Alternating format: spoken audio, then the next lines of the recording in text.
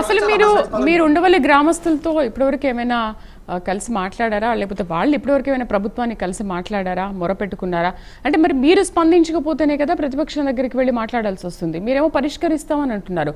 పరిష్కరిస్తాము అనే స్టేజ్ వరకు ఎందుకు వచ్చారు? అసలు రైతులు వచ్చారా లేదా మీ దగ్గరికి?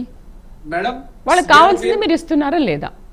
చేస్తున్నాం మేడం. ఎందుకంటే సిఆర్డిఏ గ్రామ సభలు పెట్టిందే ప్రభుత్వం రైతుల దగ్గరకు వచ్చి వాళ్ళకి అభ్యంతరాలని, వాళ్ళ యొక్క ఇష్యూస్ ని తెలుసుకుందామని, ల్యాండ్ పూలింగ్ స్కీమ్ కింద. సో ప్రభుత్వమే వాళ్ళ దగ్గరకు వచ్చినట్టు అక్కడ అర్థం. వాళ్ళ యొక్క అభ్యంతరాలను తెలుసుకుందామని, వాళ్ళ యొక్క సలహాలు సూచనలు తీసుకుందామని.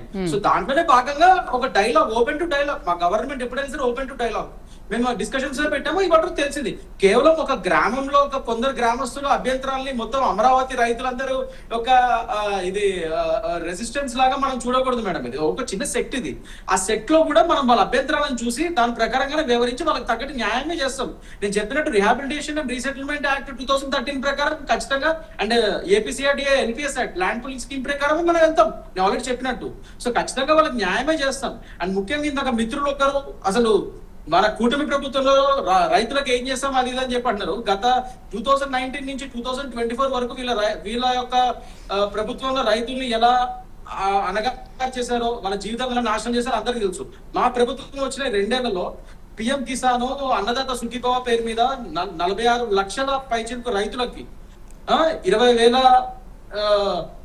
ఫండ్ ప్రతి నెల, ఇది ప్రతి సంవత్సరం ఇస్తున్నాం. అందులో 16,000 స్టేట్ నుంచి అండ్ 6,000 స్టేట్ సెంట్రల్ గవర్నమెంట్ నుంచి పిఎం కిసాన్ దాని కింద. అండ్ ఇప్పటి వరకు 6,600 కోట్లు బడ్జెట్ కేటాయించడం జరిగింది. తొలి విడతతో ఆల్రెడీ 3,175 కోట్లు ఆల్రెడీ ఇచ్చేయడం జరిగింది వాళ్ళ ఖాతా. సో మా కూటమి ప్రభుత్వం 2 ఏళ్ళలో చేసిన ఒక ఇది. ఇజ్రాయెల్ గారు ఏదో మాట్లాడుతున్నారు. ఇజ్రాయెల్ గారు శ్రీకాంత్ గారు ఏదో చెప్తారు, రైతు ఇచ్చేసామని చెప్పేసి అన్నదాత సుఖీభవన్ పథకం తీసుకొచ్చాడు. అన్నదాత సుఖీభవ పథకం ప్రకారం రైతులకు సంవత్సరానికి 20,000 రూపాయలు ఇస్తారన్నారు. 2 సంవత్సరాలకే 40,000 రూపాయలు ఇవ్వాలి. ఇప్పుడు వచ్చి 16,000 రూపాయలు మాత్రమే జమ చేశారు. మిగతా 24,000 రూపాయలు ఎప్పుడు ఇస్తారు చెప్పండి సమాధానం. అంటే మీరు కూటమి ప్రభుత్వం వచ్చి 2 సంవత్సరాలు అయింది. ఈ 2 సంవత్సరాల్లో వెన్నుపోటు ఎలా పొడిచిందో ప్రజలందరూ రోడ్ల మీదకి వస్తున్నారు. నిరుద్యోగ వృత్తి ఇస్తానన్నారు, నిరుద్యోగ వృత్తి లేదు. ఆడబిడ్డ నిధి ఇస్తానన్నారు, ఆడబిడ్డ నిధి లేదు. 50 సంవత్సరాలు దాటినటువంటి మహిళలకి, 50 సంవత్సరాలు దాటినటువంటి బీసీలకి పెన్షన్ ఇస్తానన్నారు, పెన్షన్ లేదు.